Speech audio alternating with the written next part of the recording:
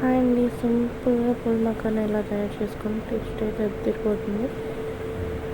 ఒక బాండ్లీ తీసుకుని పూల్ మకానా వేసుకొని బాగా వేపుకోవాలండి. కలుపుతూనే ఉండాలి, లేకపోతే మొత్తం ఈవెన్గా అనేది వేగవు. కలుపుతూ ఉండాలి.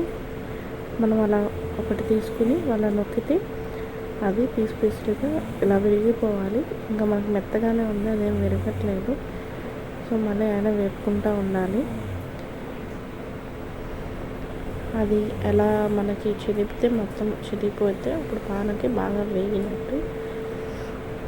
మీ పిల్లలు అసలు భలే ఇష్టంగా తింటారండి. ఒకసారి ఇలా ట్రై చేసి చూడండి.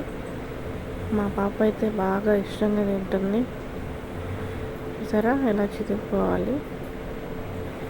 అదంతా మనం స్టవ్ ఆఫ్ చేసి వేరే ప్లేట్లో వేసుకుని అదే బాండ్లీలో బటర్ వేసుకోవాలండి. బటర్ వేసుకున్న తర్వాత అది కరిగిన తర్వాత మిరియాల పొడి, ఉప్పు వేసుకుని ఇది పూల్ మకానా వేగింది కూడా మనం వేసేసి కలుపుకోవాలండి.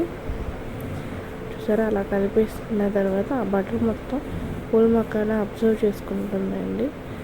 అప్పుడే దాని టేస్ట్ కూడా బాగా పడుతుంది.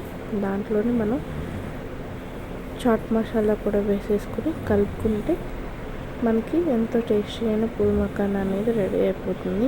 ఇది పిల్లలు అయితే చాలా ఇష్టంగా తింటారు. ఒకసారి మీ పిల్లలకు కూడా ఇలా ట్రై చేసి పెట్టండి.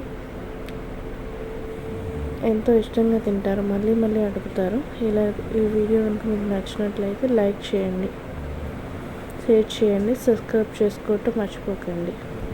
Thank you.